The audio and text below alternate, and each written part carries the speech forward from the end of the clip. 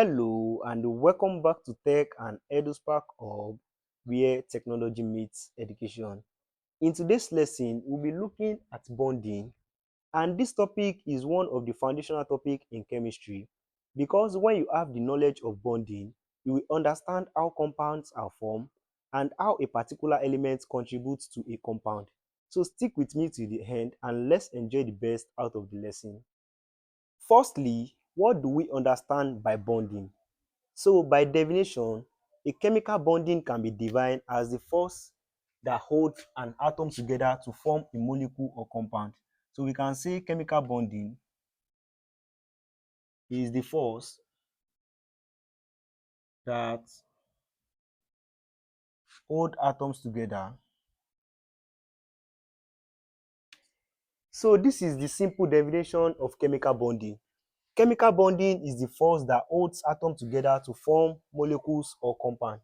So you can ask yourself a question that why do they bond together?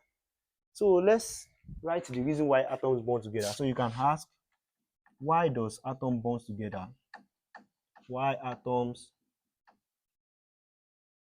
bond together?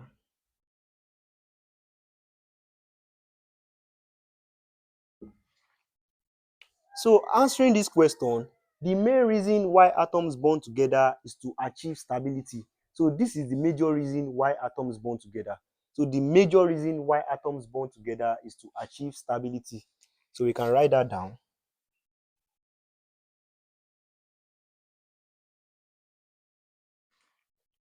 And how can this stability occur? So this stability can either occur by attaining a duplet configuration. So this duplet configuration, just like helium, so we can write helium, it is having an atomic number of 2 and a mass number of 4. So when you write the shell configuration, you just have 2. So this helium is having a 2 duplet configuration, and you can say helium is stable because it is a noble gas. And another way atom can achieve stability is by octet configuration. So we have the octet configuration.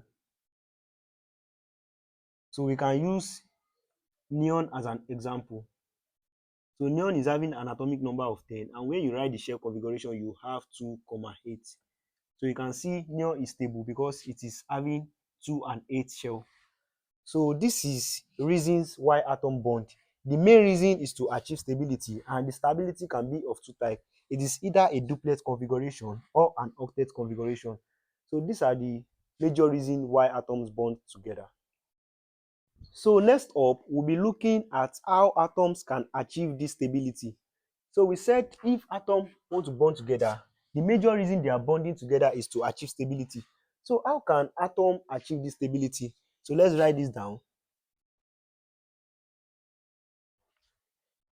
So you can see these two examples that I give are examples of noble gases. So helium is a noble gas and neon is also a noble gas.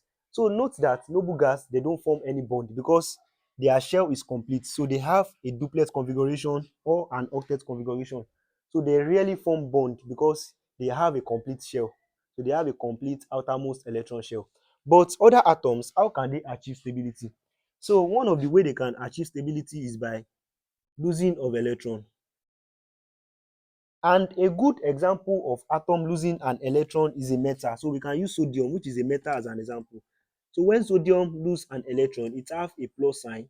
So this plus sign is telling us that sodium is losing 1 electron. So you know that the ground state of sodium, which is Na, is having an atomic number of 11. And when we write the shell configuration, we have 281 because this is the ground state of sodium. But when sodium loses an electron, when it gives out 1 electron, which is the work of this plus sign, we can write the shell configuration as 2,8 because it has given out this 1 electron in its outermost electron shell. So you can see the sodium is having 2,8 electron now because it has given out the 1 in its outermost electron. So having a 2,8, you can see it has attained the octet configuration to become the atomic number of neon. So you can say sodium is now stable because it has given out 1 of its outermost electron. So one of the way an atom can achieve stability is by losing an electron. So losing of electron is one of the way an atom can achieve stability. And we have another way that atom can achieve stability. And the second way is by gaining of electron. So we have the gaining of electron. And good examples of this is non-metals. So we can use chlorine for example. So when chlorine gain an electron, it becomes minus. So this minus is telling us that chlorine is taking one electron. You can see chlorine has an atomic number of 17. So we have 17 as the atomic number of chlorine in its ground state. This is the ground state. So when we write the shell configuration, we have 287. So you can see to attain an octet configuration, chlorine needs one electron to make this 7,8. And that is why we have gaining of electrons. So when chlorine gain an electron, it becomes Cl minus. And the shell configuration will be written as 288 because it has gained one electron. So this is how we have 288. But in its ground state, it is 287. But when it gains an electron, which is this minus sign, it is going to be 288 because 1 will be adding to this 7 to make it 288. So you can see the difference. When an atom loses an electron, it becomes plus, which is the positive sign. But when it gains an electron, it becomes minus. So please don't mix this up. Plus doesn't mean it is taken. Plus means it is given out. While minus means it is taken. So this is a major way atoms can achieve stability. And another way, which is the third way, is by sharing of electron. So they can share electron. And we will talk more about this when we get to types of bonding. So before we move to the types of bonding, let's look at some questions under this aspect. So the first question, as displayed on the screen, says that atoms form chemical bonds mainly due to A. Increased mass, B. Become radioactive, C. Attain stability, and D. Increase atomic number. So this question is basically asking us that why do atoms form bond? And we said that atoms mainly form bonds to achieve stability. So this is the major reason why atoms form bonds. So the correct answer to this kind of question is option C, which is the attain stability. So atoms mainly form bond in order to achieve stability. So option C is correct to this kind of question. And another question that we have says that noble gas are chemically inert because A, they have high atomic masses, B, they have complete outer shells, C are metals, and D form weak bonds. So what I said earlier, I said that in order for an atom to achieve stability, it must either be a duplet configuration or an octet configuration. And it is only noble gas that achieve this duplet configuration or octet configuration because they have a complete outermost electron shell. So noble gas are chemically inert, which means they don't react with any gases. So they are noble gas, rare gas, or inert gas. So they rarely react with any gases. So this is why they call them inert gas. So the correct option to this kind of question is because they have a complete outer shells. So complete outer shells is correct. So that is why they don't react. So option B is correct to this kind of question. And this will be all on this aspect. So we'll be moving to the types of bonding. And moving to the types of bonding, these are several ways in which bonding can occur, and we have several types of bonding. But in this lesson, we'll be looking at 6 different ways in which bonding can occur. And one of the types of bonding is the ionic bonding. So we have ionic bonding. And secondly, we have the covalent bond. Thirdly, we have the polar or non-polar covalent bond. And moving to the next, we have the metallic bonding. And the fifth one, we have the intermolecular force. And the last but not the least, we have the coordinate bond. So this coordinate bond is also known as dative bond. So these are the types of bonding that we'll be looking at in this lesson. We have the first one, which is the ionic or electrovalent bond. So the ionic bonding is also known as the electrovalent bond. And secondly, we have the covalent bond. Moving to the next, we have the polar or non-polar covalent bond. And we also have the metallic bond, intermolecular forces, and last one, we have the coordinate dative bond. So we'll be looking at all these bonds one by one. So moving to the first type of bond, we have the ionic or electrovalent bond. So by definition, ionic bonding is the type of bond that occur by a complete transfer of electron from one atom to another. So this is the definition of the ionic or electrovalent bond.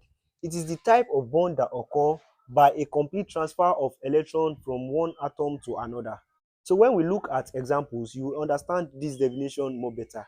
And this ionic bonding, it happens between metal and non-metals.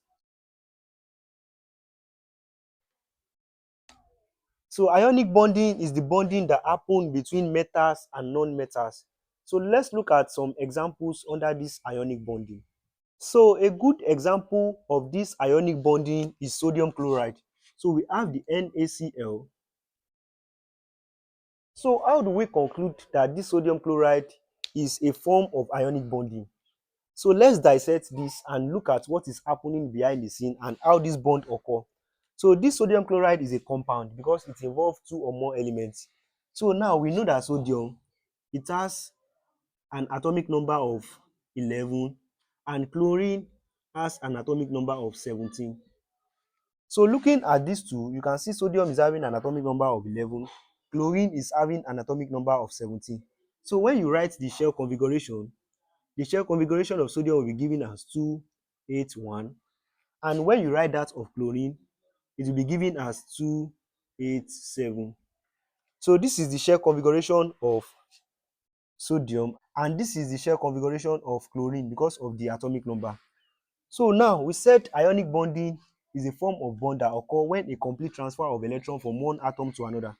So how can this sodium be stable and how can this chlorine be stable? So in order for both of them to achieve a stability, one must give out electron to the other because an ionic bonding involves the transfer of electron from one atom to another. So now looking at these two atoms, which one do you think can give out its own outermost electron? So looking at sodium, you can see sodium is having 1 in its outermost electron shell.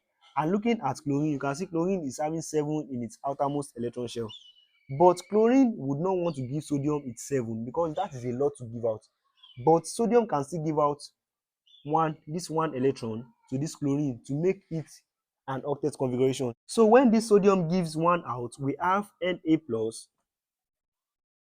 because this plus is telling us that sodium has given out one of its outermost electron. And when this chlorine receives this one that sodium is giving, we have a Cl minus. So this minus is telling us that chlorine has taken 1 electron from sodium. And when these two comes together, we have Na plus Cl minus. So this is what is happening behind the scene. And when we want to draw a diagrammatic representation of this, we can have the electron like this. So we can have this and also have this. So you can say this is the 2. So let's call this sodium. So this is the 2 and we have the 8. So this is the 8.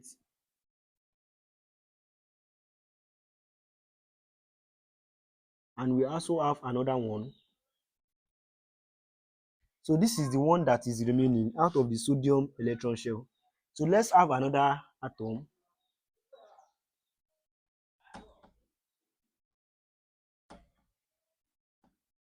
So this is for chlorine. So we can write chlorine here. So we can write 287. So this will be 8.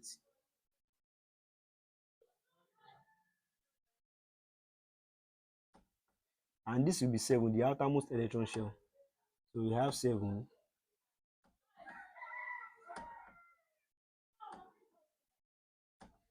So this is 281 and 287. And we said that sodium can give out its one of its outermost electrons.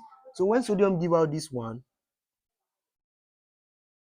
so chlorine will achieve an octet configuration of 288, while sodium will also attain an octet configuration of 28. Because when this one is given out, you can see it will remain just 28 for sodium, and also chlorine will have 288.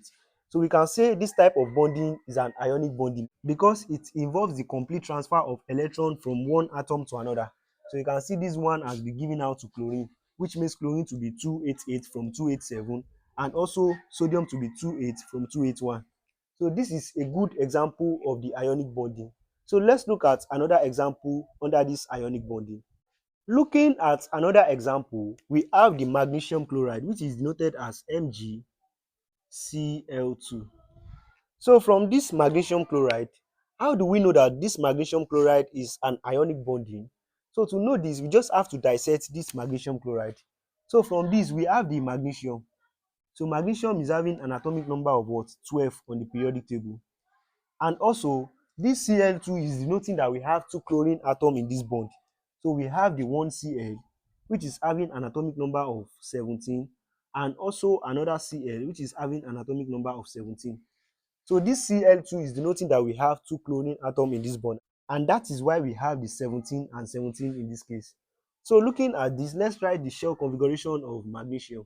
So the shell configuration of magnesium will be given as 282, and that of the chlorine, the first chlorine will be given as 287, and also the second chlorine will be given as 287. So one of the reasons why we have MgCl2 is because you can see, looking at the magnesium atom, it is having two outermost electron in its shell, and also chlorine is having 7 outermost electron, and the second chlorine is also having 7 outermost electron. So looking at all these electron shell, which of these do you think can easily give out its electron easily? So you can see chlorine cannot give out 7 of its electron to magnesium, while the second chlorine cannot also give out 7 of its electron to magnesium. It is magnesium that can give out these 2 of its electron to one of this chlorine. So how does this bond occur? So you can see these 2 of the magnesium will be given to one of this chlorine each. And when we rewrite the element, we can say magnesium is giving out 2 electrons, so it will be denoted as Mg2 plus. So this is telling us that magnesium is giving out 2 electrons of its outermost shell. So these 2 will be given out.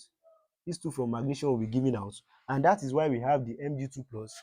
And the chlorine will be taking 1, 1 each. So we have the Cl minus and also the Cl minus. So one of the chlorine is taking 1 electron from these 2 that magnesium is giving out, while the second is also taking 1 electron from these 2 that magnesium is giving out. So this makes it a balanced equation. So we can rewrite the dissection to be Mg2 plus dot Cl minus dot Cl minus. So this is a way the magnesium chloride is formed. And when we use a diagrammatic representation, we can write the magnesium as, so the magnesium will be given as 282. So this is magnesium. So we can write this as magnesium. So it will be given as 282. So this will be 8.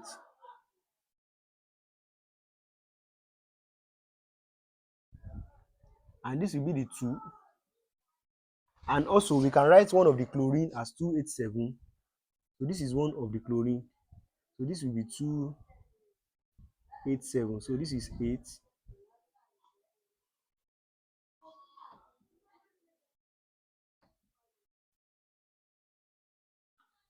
So this will be 7.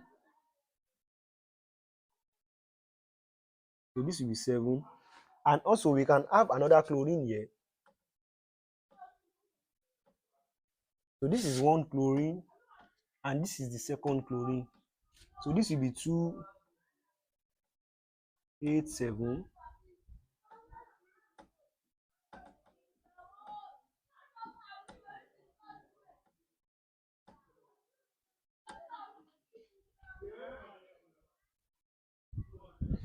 So looking at this, we said magnesium will be giving 2 out of its electrons. So if it gives one of the chlorine 1, so it will transfer like this, and also it will give one of the chlorine 1.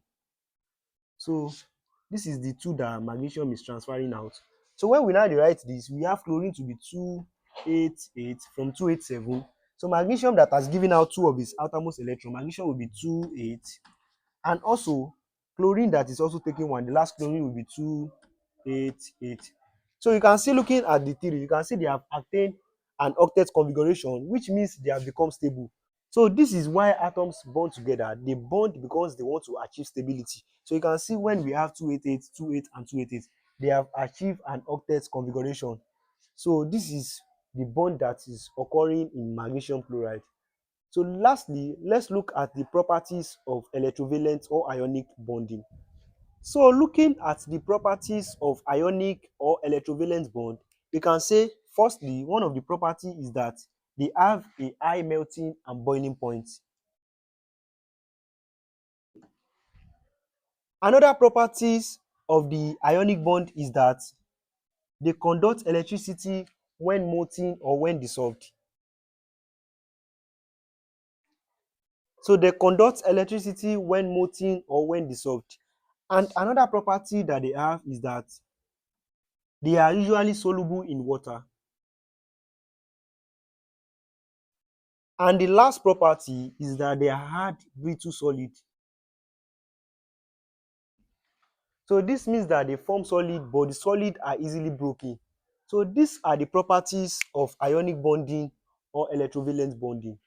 So let's look at some questions under this aspect. So the first question, as displayed on the screen, says that an ionic bonding is formed by A. Sharing electrons, B. Transfer of electrons, C. Sharing protons, and D. Transfer of neutrons. So by the definition of the ionic bonding, we said the ionic bonding is a bond that occurs by a complete transfer of electron from one atom to another. So looking at this option, which one do you think it is correct?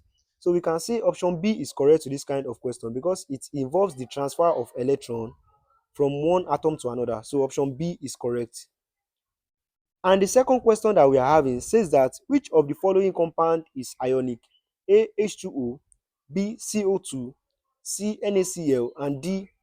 CH4.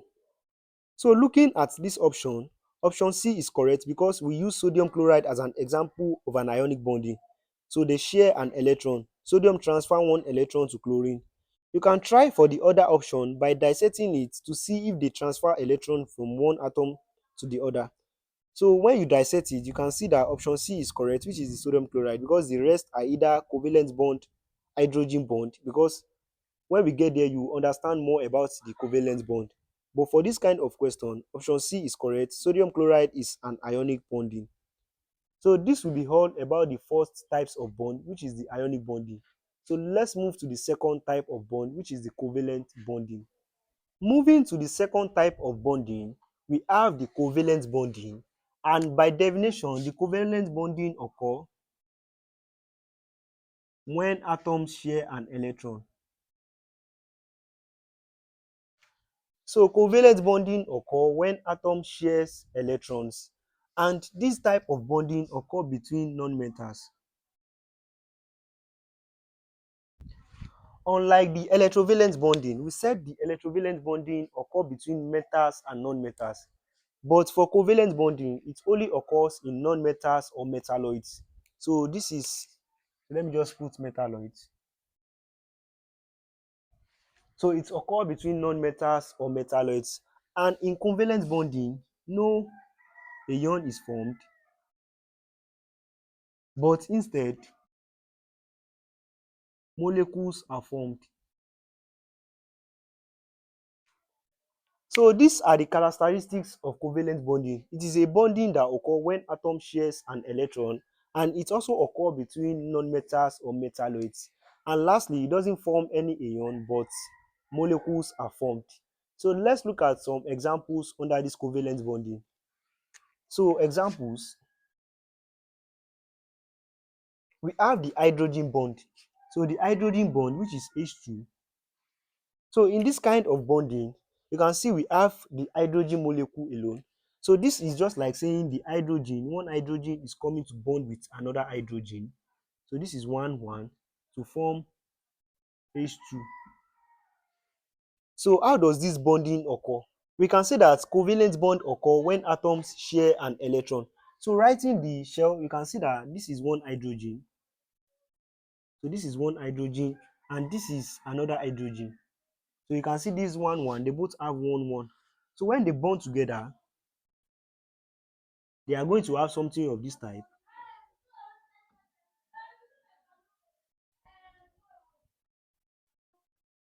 So both of them will be sharing that electron to form a H2. And this is an example of the covalent bonding. So it doesn't form any ion, but molecules are formed instead. So this is one example of the covalent bonding. And another good example of covalent bonding is the oxygen atom. So we have the O2. This is another good example of covalent bonding. So in this O2, we can say two molecules of oxygen. So in this case, oxygen is having an atomic number of 8. So we can write the shell configuration as 2, 6, and also this will be 2, 6. So this O2 is telling us that two oxygen atoms are bonding together to form one molecule.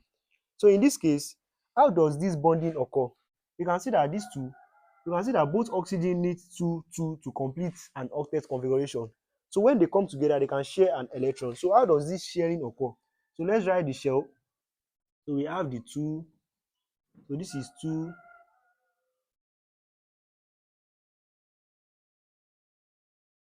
2, 6, 3. So this is one oxygen atom, and this is another oxygen atom. So this will be 2, another 2, 6.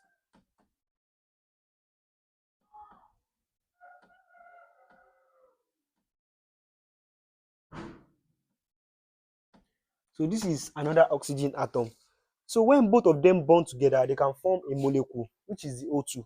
So how does this sharing occur? Both of them can share these 2 electrons to attain an octet configuration of 288. So in this case, if they share electron, we have something of this type.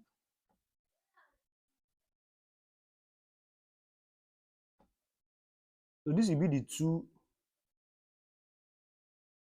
from the 288, from the 26. So we have something like this.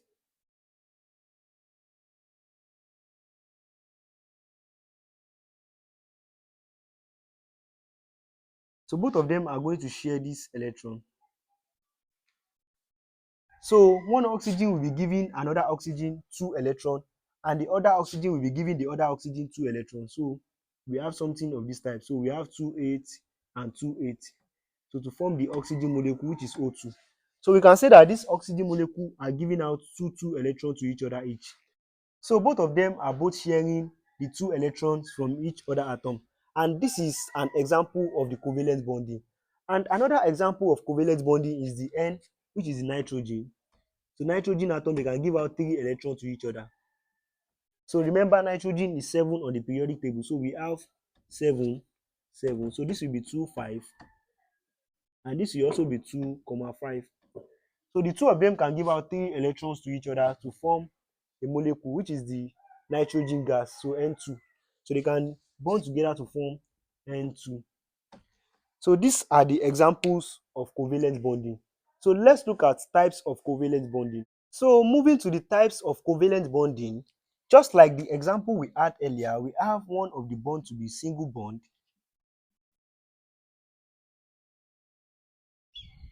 So this single bond is an example of the hydrogen atom.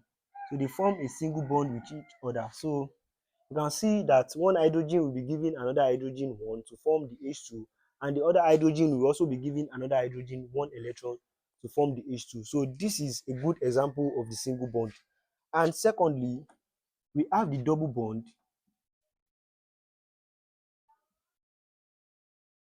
which is a good example of the oxygen atom that we used earlier. So both will be giving out 2 electrons to each other. So one oxygen will give out 2 electrons to the other oxygen to form 2, 8. And the other oxygen will also give out 2 electrons to the first oxygen to form 2, 8. So this is a good example of the double bond. And lastly, we have the triple bond.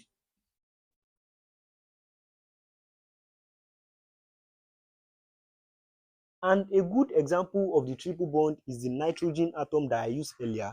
So I said one of the nitrogen will be giving out 3 electrons to the other nitrogen to form the nitrogen gas, which is N2. So in this case, one nitrogen will give out 3 electrons to the other nitrogen to form a nitrogen gas, and also the other nitrogen will give out 3 electrons to the first nitrogen to form a nitrogen gas, which is N2. So this is a way that bonding can occur in a covalent bond. So The last concept under the covalent bond, we'll be looking at the properties of covalent bonding. So moving to the properties of covalent bond, we can say the properties of covalent bond is the opposite of the properties of the electrovalent bond. If you take down the properties of the electrovalent bond, you will see it is the opposite of the properties of the covalent bond. So one of the properties of the covalent bond is that firstly, they have a low melting and boiling point. Secondly, they are poor conductor of electricity. And lastly, they are insoluble in water. So these are the major properties of the covalent bonding. You can see, unlike the electrovalent bonding, the covalent bonding have a low melting and boiling point. They are also poor conductor of electricity.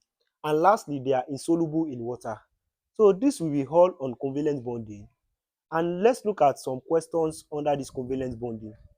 The first question, as displayed on the screen, says that covalent bonding involves A. Loss of electron, B. Gains of electron, C. Sharing of electron, and D. Transfer of protons.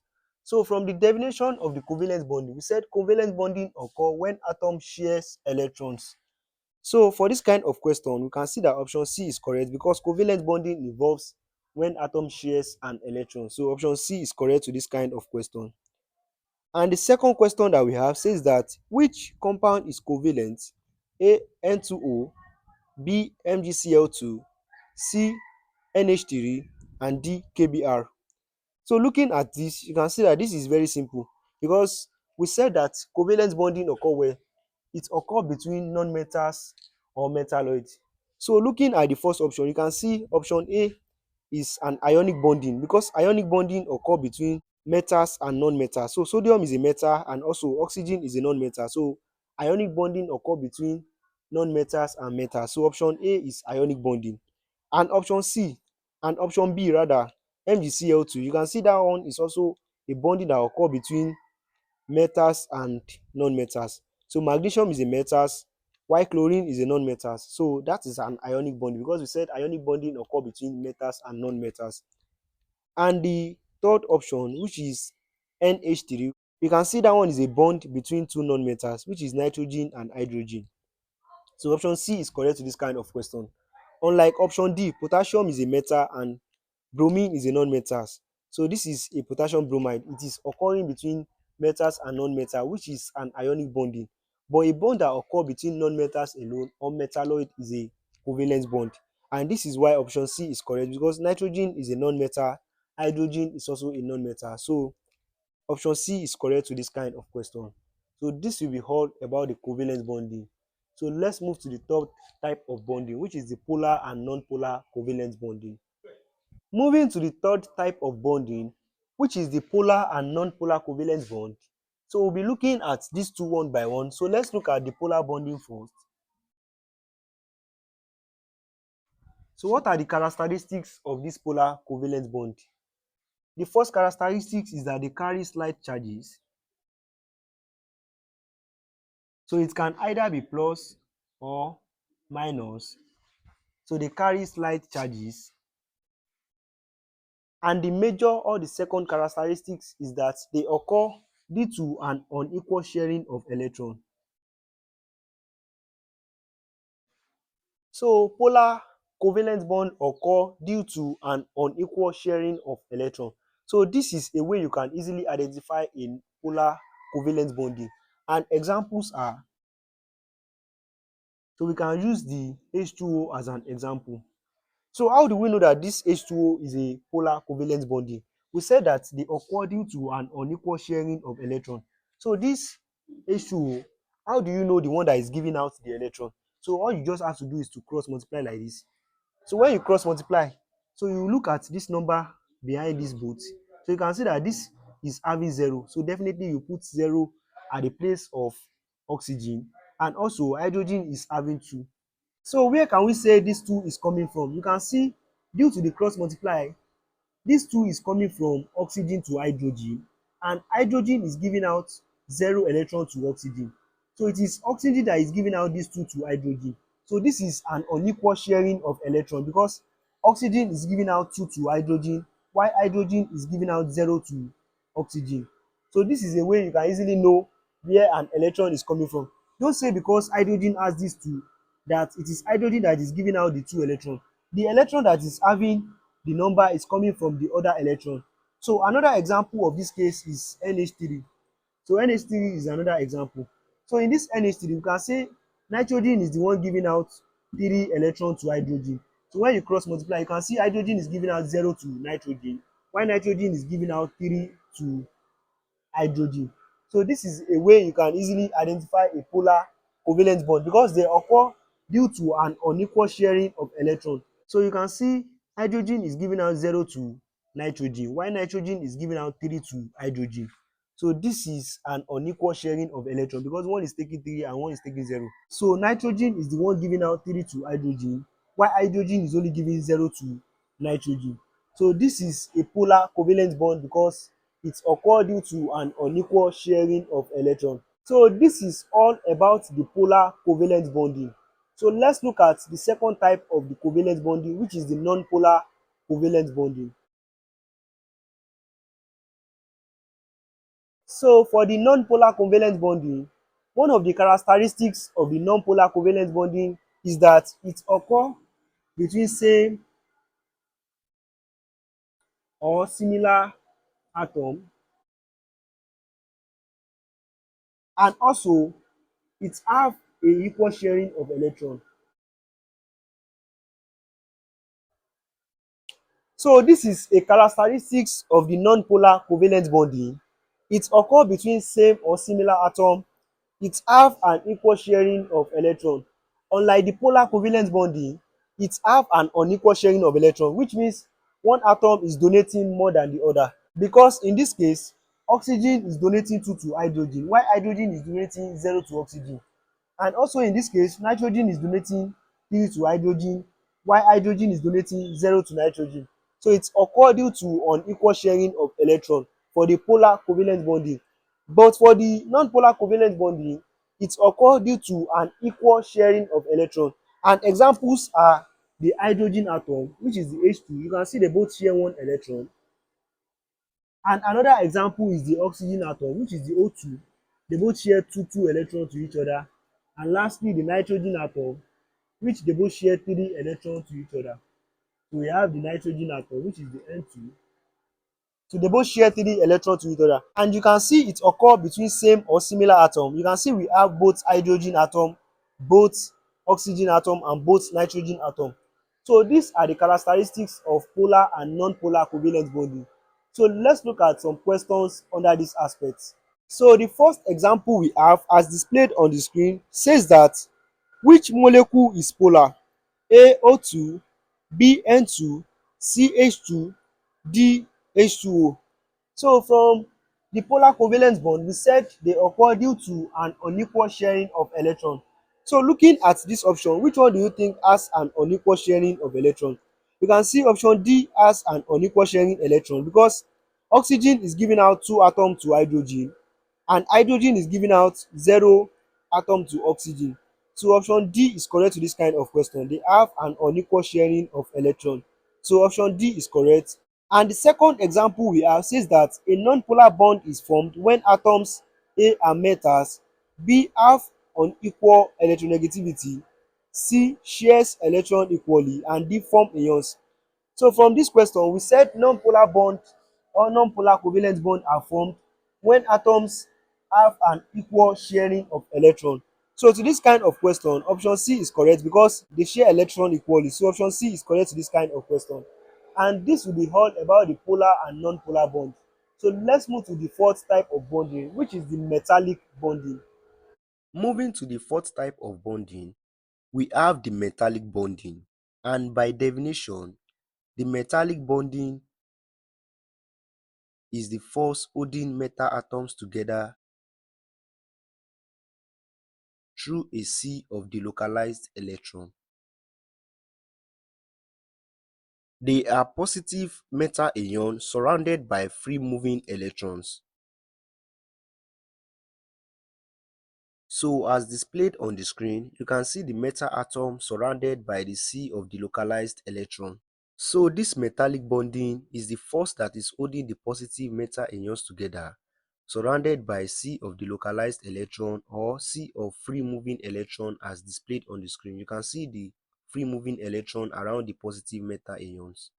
So what is the benefit or what is the significance of this metallic bonding? So this metallic bond explains why So it explains why metals are good conductor of heat and electricity. It also explains why metals are malleable. So this means that metals can be hammered into sheets. And also it explains why metals are ductile. So this means that metals can be drawn into a thin, tiny wire. And lastly, it explains why metals are shiny. So these are the significance of the metallic bond. It explains why metals are good conductor of heat and electricity. It also explains why metals are malleable, which means they can be hammered into sheets. And it also explains why metals are ductile, which means they can be drawn into a thin wire. And also it explains why metals are shining. So this is what the metallic bond is all about. So let's look at some questions under this metallic bond.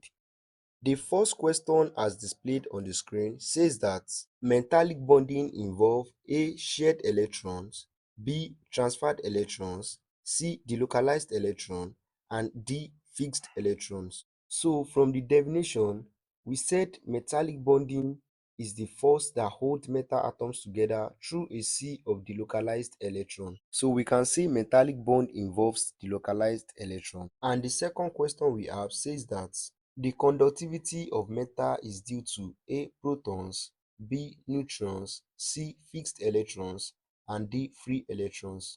So from the question, we can say metallic bond is the force that holds metal atoms together through a sea of delocalized electrons. They are positive metal ions surrounded by, this should be free moving electrons. So let me just correct that. So the conductivity of metal is due to free moving electrons. So free moving electron is correct to this kind of question. And that will be all on the metallic bonding. Let's move to the fifth type of bonding, which is the intermolecular forces. And moving to the fifth type of bonding, we have the intermolecular forces. So by definition, the intermolecular forces are forces between molecules and not within molecules. So the intermolecular forces are forces between molecules and not within or inside the molecules. And we have two types of intermolecular forces, which are the hydrogen bond and the van der Waals forces. We have the hydrogen bond.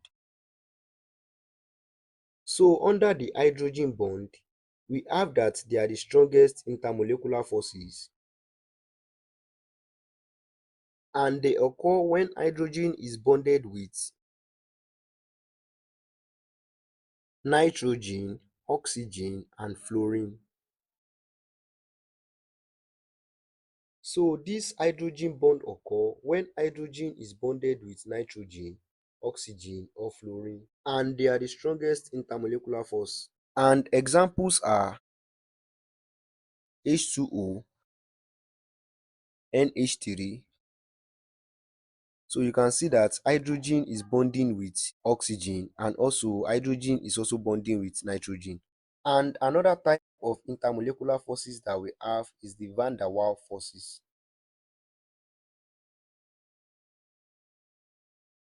So the characteristics of the van der Waals forces is that they are weak intermolecular forces. They are present in all molecules. And lastly, they are responsible for condensation in gases. So what this condensation means is that they are responsible for turning gas vapor into liquid. So these are the characteristics of the van der Waals forces. They are very weak forces. They are present in all molecules, which means you can find them in all molecules. And also, they are responsible for condensation in gases, which means they are the one responsible for the changing of gas vapor into liquid. So this is all about the intermolecular forces. So let's look at some questions under this aspect. The first question, as displayed on the screen, says that hydrogen bond is the strongest in A CH4, B H2, C NH3, and D CO2. So to this kind of question, we said hydrogen bond are the strongest intermolecular forces, and they occur when hydrogen is bonded with nitrogen, oxygen, or fluorine. So looking at this question, you can see the first option, hydrogen is bonded with carbon, and we said for hydrogen bond to occur, it can only bond with nitrogen, oxygen, or fluorine. And the second option, hydrogen bonding with hydrogen, that is a non-polar covalent bond. And the third option, nitrogen bonding with hydrogen. Option C is correct because we said they occur when hydrogen is bonded with nitrogen, oxygen, or fluorine. So option C is correct to this kind of question. And the second question we have says that van der Waals forces are A. Strong chemical bonds, B. Force within atoms, C. Weak intermolecular forces, and D. Ionic bonds. So van der Waals forces are weak intermolecular force. Just like we said, they are weak forces. Option C is correct to this kind of question. So this will be all on the fifth type of bonding. So let's look at the sixth type of bonding, which is the last type of bonding, which is the coordinate dative bond. Moving to the last type of bonding, which is the coordinate or dative covalent bond. By definition, the coordinate bond is a covalent bond in which the shared electron comes from one atom only. So this is a definition of the coordinate or dative bond. It is a type of bond or type of covalent bond in which the shared electron comes from one atom only. An example of this, we have the ammonium, which is the NH4 plus, and also we have the hydrozonium ion. So these are examples of coordinate or dative bond. In this type of bond, all the shared electron comes from one single atom. Like for this kind of bond, NH4 plus, you can see the 4 electron shared is coming from nitrogen alone. While from the hydrozonium ion, which is the H3O plus, you can see the shared electron, which is the 3 electron shared, is coming from oxygen alone. So this is a type of coordinate covalent bond, and they mostly carry charges. So they mostly carry charges. It is not all the time, but they mostly carry charges. You can see they have plus, plus. So they mostly carry charges, and that is one of the characteristics of coordinate covalent bond. And also they behave like the normal covalent bond after bonding. So these are mostly what you know under the coordinate or dative covalent bond. They are bond in which the shared electron comes from one single atom, and also example are ammonium ion, hydrozonium ion, and they are mostly carrying charges. They behave like normal covalent bond after bonding. So let's look at some questions under this coordinate or dative covalent bonding. The first question, as displayed on the screen, says that in a coordinate bond, electrons are A. Transferred, B. Shared equally, C. Donated by one atom, and D. Taken by both atoms. So we said in a coordinate bond, electrons are shared comes from one single atom. So in this kind of bond, shared electron comes from one atom only. So the correct answer to this kind of question is the option C, which is donated by one atom. So in a coordinate bond, electrons are donated by one atom. So option C is correct to this kind of question. And the second question that we have says that which compound contains a coordinate bond? A. NaCl, B. NH4 plus, C. H2, and D. O2. So in this kind of question, option A, which is NaCl, is an ionic bonding because it is a bond that occur between metal and non-metals, and sodium is a metal, chlorine is a non-metal. So option A is an ionic bonding, while option B is a coordinate bond because the shared electron is donated by nitrogen only, which is NH4 plus. You can see that as an example that we give in this case. So option B is correct, and option C, H2, is a covalent bonding, but it is a non-polar covalent bonding because it is electrons are shared equally and it occurs between similar atoms, while option D is also a covalent bond but a non-polar covalent bonding. So option B is correct to this kind of question, which is the NH4 plus. And this will be all about the coordinate or dative bonding. And that will be all about everything on bonding. Attempt this question on the screen and let me know your answer in the comments. I will let you know if you are right or wrong. If you found this video helpful, or if this video help you understand the bonding topic, don't forget to like this video so more learners can find it. Subscribe to Tech and EduSpark Hub where technology meets education. And lastly, don't forget to turn on the notification bell so as to receive more updates when lesson drops on Tech and EduSpark Hub. And until next time, keep learning, keep coding, and I will see you in the next one.